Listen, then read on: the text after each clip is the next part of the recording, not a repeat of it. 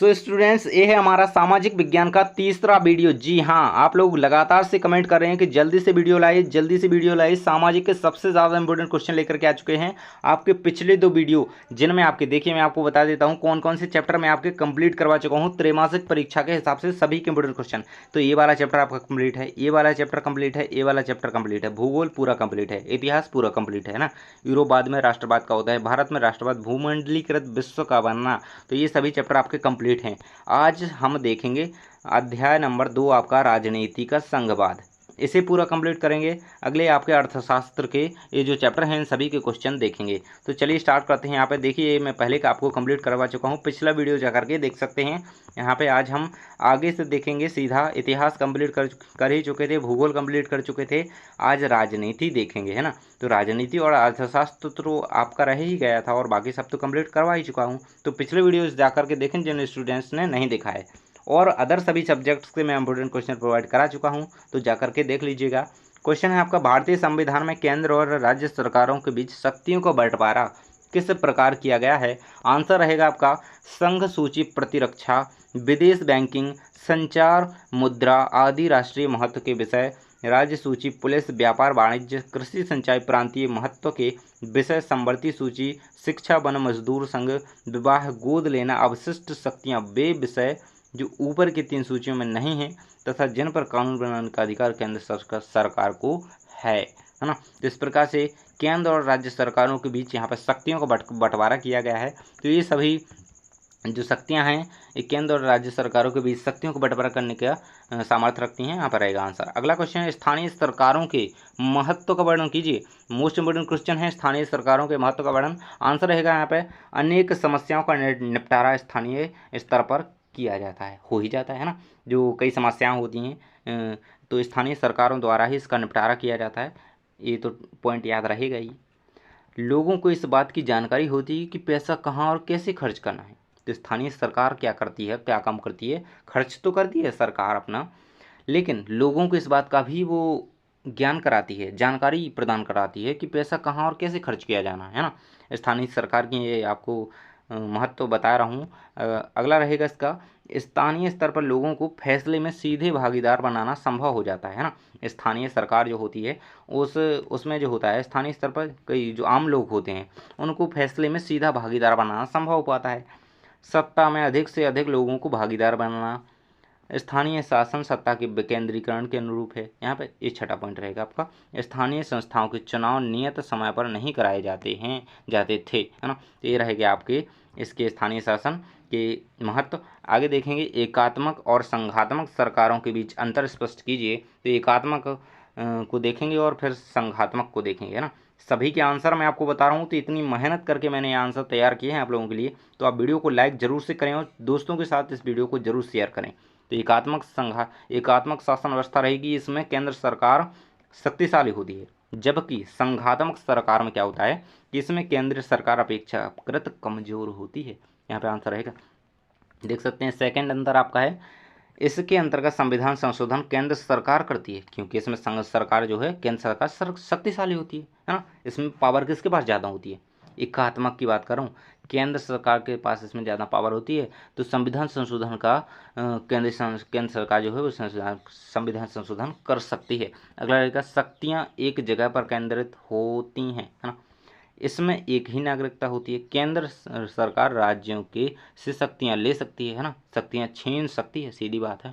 यहाँ पे आपके संघात्मक के रहेंगे और ये रहेंगे आपके एकात्मक की। तो इनमें अच्छी तरीके से इन्हें देख लीजिएगा।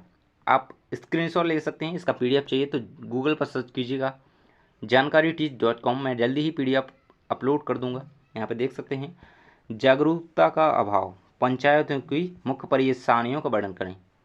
तो ज़रूरी नहीं है कि आप यही लिखें जो कि मैंने इसमें बताई हैं। आप किसी पंचायत से हैं, आपको इतना ज्ञान है कि आप पंचायत की परेशानियों के बारे में भी लिख सकते हैं, तो वो भी आप लिख सकते हैं। तो यहाँ पे देखेंगे कि जागरूकता का अभाव होता है। तो आपको एक ये तो बेसिक सी बात है कि आपको पता ही होगा कि पंचायतों में जो लोग होते हैं आम लोग होते हैं, और यहाँ पे उतना जागरूकता नहीं होती है, हर चीज़ में लोग जागरूक नहीं होते, उन्हें उतना जानकारी नहीं होती। जागरूकता अभाव, धन का अभाव, सही बात है, अधिकारियों की मनमानी, जन सहभागिता में कमी, केंद्र और राज्य सरकारों द्वारा समय पर वित्तीय सहायता उपलब्ध नहीं कराना। नहीं, गांव वालों को तो बहुत ही कम। चुनाव नियमित रूप से नहीं होते हैं, चुनाव 3-3 साल टाल दिए जाते हैं। यहाँ पर देख सकते हैं। अगला क्वेश्चन है आपका 40 नंबर का क्वेश्चन है, भारत एक संघीय व्यवस्था वाला देश है, इस तथ्य को साबित करने वाले मुख्य सिद्धांतों को लिखिए। भारत में केंद्र, राज्य और स्थानीय 3 स्तरों पर सरकारें हैं। भारत में एक लिखित और विस्तृत संविधान है ना। प्रत्येक स्तर की सरकार के अधिकार क्षेत्र संविधान के में स्पष्ट वर्णित हैं। राज्य और केंद्र सरकार दोनों के जो अधिकार क्षेत्र हैं, जो भी सरकार हो, अपने भारत में कहीं भी सरकार चले, उसके जो अधिकार हैं वो संविधान में वर्णित हैं स्पष्ट रूप से। तो उसी के अकॉर्डिंग तो हमारा देश चल रहा है। यहाँ पर देख सकते हैं और भी आपको बताए गए हैं। संविधान के मौलिक प्रावधानों को कोई एक स्तर की सरकार अकेले बदल नहीं सकती है ना, कि अगर मध्य प्रदेश चाहे तो अपना संविधान बदल दे, नहीं, ऐसा नहीं हो सकता। ना ही उसमें कि मौलिक अधिकार जो है उनमें कोई अलग से प्रावधान करके उनमें संशोधन कर सकता है, नहीं कर सकता। कोई भी राज्य सरकार की बात करूँ, मध्य प्रदेश ही नहीं, भारत का कोई भी राज्य इसे अलग से उसमें संशोधन नहीं कर सकता, अकेले बदल नहीं सकता। सर्वोच्च न्यायालय की संविधान की व्याख्या, सर्वोच्च न्यायालय जो है उसे संविधान की व्याख्या का अधिकार है ना, वहीं से सब काम होता है। अगला देखें, वो सर्वोच्च न्यायालय संविधान का संरक्षण भी करता है, ये आंसर याद रखिएगा। केंद्र और राज्य सरकारों के बीच विधायी शक्तियों को सूची, संघ, राज्य सूची और संवर्ती सूची में बांटा जाना। वित्तीय स्वायत्तता के लिए केंद्र और राज्य सरकारों के लिए अलग अलग स्रोत। संघवाद की किन्हीं 3 बुराइयों की व्याख्या कीजिए। यहाँ पे आंसर रहेगा केंद्रीय सरकार का अधिक शक्तिशाली होना, है ना। संघवाद की बुराइयों की बात बता रहा हूँ, है ना। जो केंद्र सरकार है वो अधिक पावरफुल है। संविधान संशोधन का अधिकार केवल केंद्र को ही प्राप्त होना, है ना। राज्य सरकारों के पास यहाँ पे ये बुराइयाँ इसकी बताई जा रही हैं, क्योंकि वैसे ये संविधान में है, परंतु ये संघवाद की 3 बुराइयाँ हैं कि केंद्र को ही केवल संविधान संशोधन का अधिकार प्राप्त है, ना कि राज्य सरकार को, ना कि अन्य सरकार को। संसद को अधिक अधिकार प्राप्त होना, है ना। जो संसद है उसे अधिक अधिकार प्राप्त होना, ना कि विधानसभा और अन्य। तो ये कुछ बुराइयां इसकी कही गई हैं 5 यहाँ पे देख सकते हैं। अगला क्वेश्चन है आपका, संघीय व्यवस्था की 4 विशेषताओं का वर्णन कीजिए। यहाँ पे आंसर रहेगा आपका 4 विशेषता संघीय व्यवस्था की लिखी हुई है। मोस्ट इंपोर्टेंट क्वेश्चन है।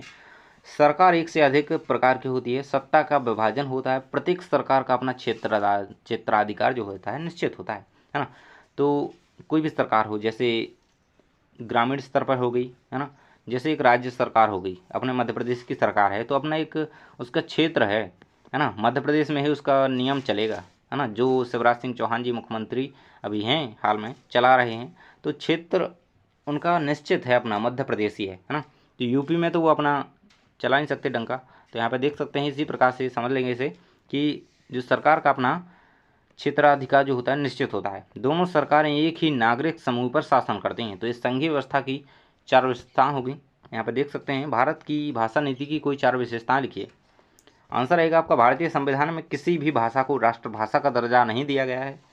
अगला है आपका, भारत में 22 भाषाओं का अनुसूचित भाषा का दर्जा दिया गया है।